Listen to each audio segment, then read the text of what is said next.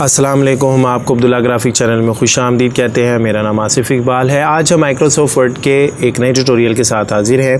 अभी तक हम माइक्रोसॉफ्ट वर्ड के इंटरफेस को बहुत अच्छी तरीके से सीख चुके हैं। रिबन क्या होता है, क्विक एक्सेस टूल बार क्या है, इनको हम किस तरह कस्टमाइज़ कर सकते हैं, ये सब कुछ हम पिछले लेक्चर्स में सीख चुके हैं।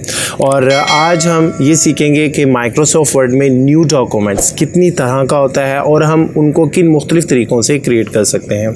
याद रखिएगा, माइक्रोसॉफ्ट वर्ड में जो न्यू डॉक्यूमेंट है उसकी दो इकसाम होती हैं, एक ब्लैंक डॉक्यूमेंट होता है और एक टेम्पलेट बेस होता है। पहले हम बात करते हैं ब्लैंक डॉक्यूमेंट की, इसको हम कितने मुख्तलिफ तरीक़ों को इस्तेमाल करते हुए क्रिएट कर सकते हैं। तो आइए आज का लेक्चर स्टार्ट करते हैं। ब्लैंक डॉक्यूमेंट को क्रिएट करने का पहला तरीका ये है कि आपने यहाँ स्टार्ट मेनू से ये माइक्रोसॉफ्ट वर्ड को ओपन करना है। जब माइक्रोसॉफ्ट वर्ड ये आपके सामने ओपन होगा तो ये जो स्क्रीन आपको नज़र आ रही है इसको कहा जाता है बैक स्टेज व्यू। जब ये व्यू आपके सामने ओपन हो, आपने जस्ट कीबोर्ड से एस्केप की की को प्रेस करना है तो न्यू ब्लैंक डॉक्यूमेंट क्रिएट हो जाएगा। इसको हम ब्लैंक डॉक्यूमेंट क्यों कहते हैं, इसकी वजह ये कि आप ये देखें कि ये बिल्कुल ब्लैंक है। इस पर कोई फाउंट स्टाइल नहीं है, कोई फाउंट साइज़ नहीं है, कोई डिज़ाइनिंग नहीं है। जो भी कुछ करना है वो आपने खुद करना है, इसी को ब्लैंक डॉक्यूमेंट कहते हैं।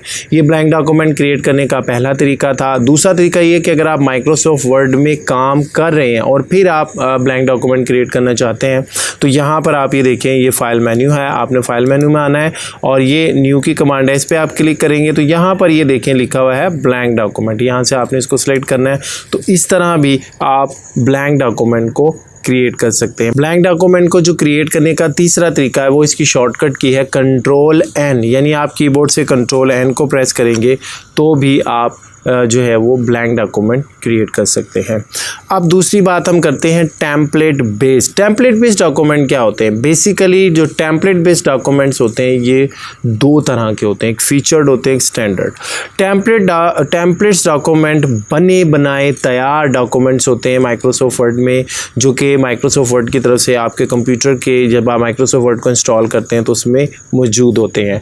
अलबत्ता फ़र्क ये होता है कि जब आप ऑफलाइन हो यानी इंटरनेट से कनेक्ट ना हो तब ये कम होते हैं और जो सिर्फ स्टैंडर्ड होते हैं वही टेम्पलेट्स शो होते हैं। और अगर आप इंटरनेट के साथ अपने कंप्यूटर को कनेक्ट कर लेते हैं तो फिर फीचर्ड टेम्पलेट्स वो होते हैं जो Microsoft Word with respect to time उनमें चेंजिंग करता रहता है और नए नए डिज़ाइन जो है वो आपको देता रहता है, तो आप उनको भी यूज़ कर सकते हैं।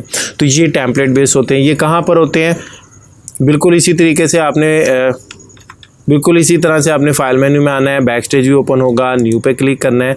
तो ये देखें यहाँ पर ये बहुत सारे टेम्पलेट्स यहाँ पर आपको अवेलेबल हैं, ये काफ़ी सारे हैं। अभी ये जो मुझे शो हो रहे हैं ये टेम्पलेट बेस हैं। अगर मैं इंटरनेट से कनेक्ट हो जाऊँगा तो फिर जो फीचर्ड टेम्पलेट्स होंगे वो भी यहाँ पर मौजूद होंगे और आप यहाँ पर देख सकेंगे कि बाकायदा तौर पर यहाँ पर ये देखें इनकी लिस्ट नज़र आएगी।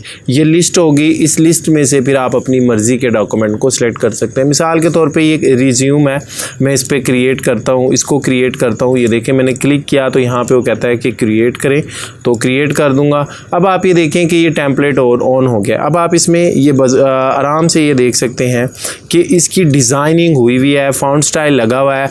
आपने जस्ट डाटा जो है वो एंटर करना है। जैसे मिसाल के तौर पर ये लिखा है, हम यहाँ पर लिखते हैं जनाब आसिफ इकबाल, ठीक है। ये देखिए जी, ये हमने क्या किया। अब यहाँ पे मैं जस्ट डाटा जो है वो एडिट कर रहा हूँ। अब जो जॉब का टाइटल देना है ग्राफिक्स आ गया। इसी तरह ये एजुकेशन है, यहाँ पे आप अपनी एजुकेशन को लिखें, स्कूल का नाम लिखें और यहाँ पर ये प्रोफाइल की डिटेल है, ये भी सारी चेंज हो सकती है। तो ये टेम्पलेट बेस होते हैं, इस तरीके से आप क्रिएट कर सकते हैं।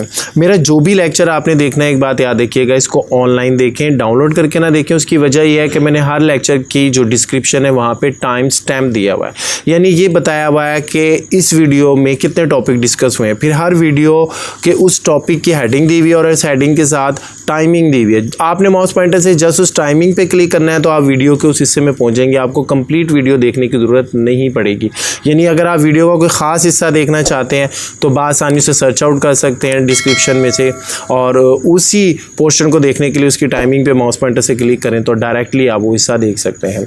तो उम्मीद है हमारा आज का ये लेक्चर आपको पसंद आया होगा। नेक्स्ट ट्यूटोरियल में मैं आपको ये बताऊँगा कि माइक्रोसॉफ्ट वर्ड में आप डॉक्यूमेंट्स को कितने मुख्तलिफ तरीक़ों से ओपन कर सकते हैं। हमारे नेक्स्ट ट्यूटोरियल का इंतज़ार कीजिएगा। अपना बहुत ख्याल रखिएगा। अस्सलाम वालेकुम।